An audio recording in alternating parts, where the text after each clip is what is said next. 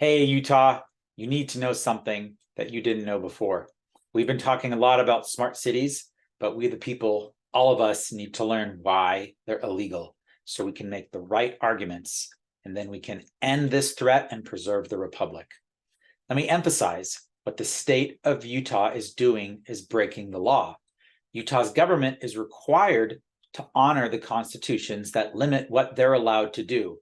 The constitutions are the laws that the government must follow, the Utah Constitution and the United States Constitution.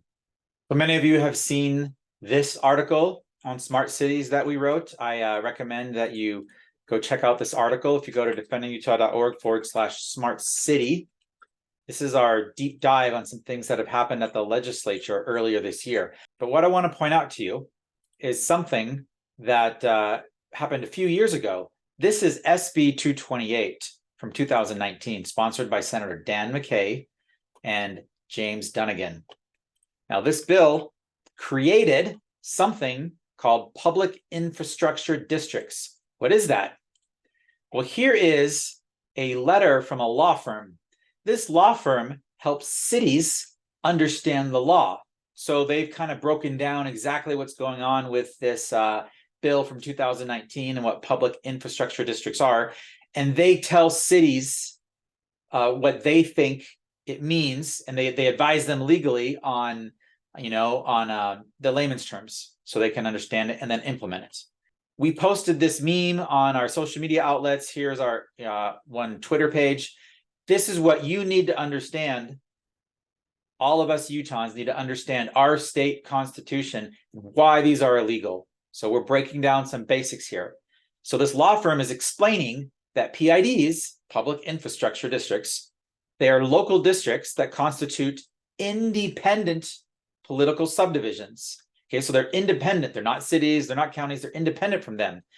They are not a component unit of the city or county that creates the PID. So the city creates the independent district, and then the district becomes independent. So like they need the city to the city gives birth to it, the county gives birth to it, then they're independent.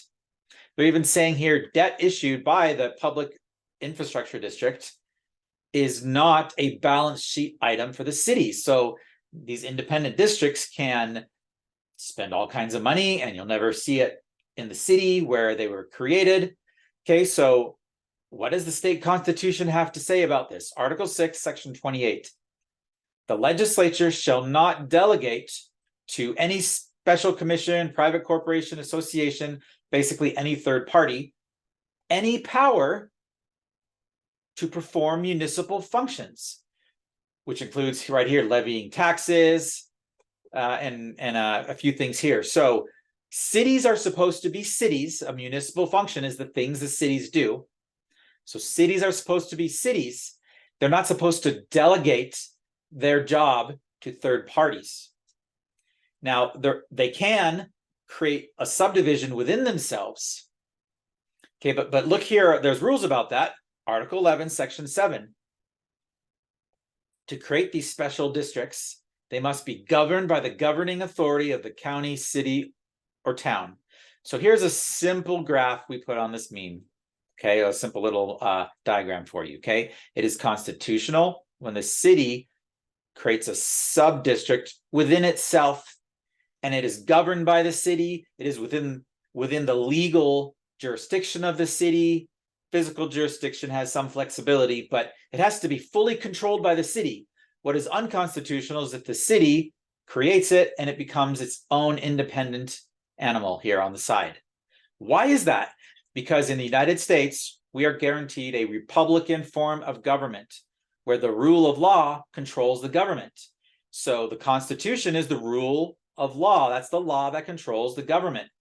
If suddenly the government is not controlled by that law, it's no longer republican in form. So if a district is created within a city, it is still accountable to the city or to the county above it or to the state or whatever. It is accountable to the constitutions.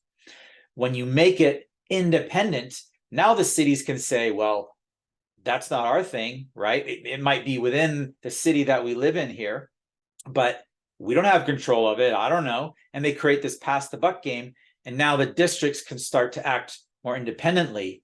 We're going to do some more deep dives on these PIDs later, but I just wanted to whet your appetite here a little bit and understand this principle first.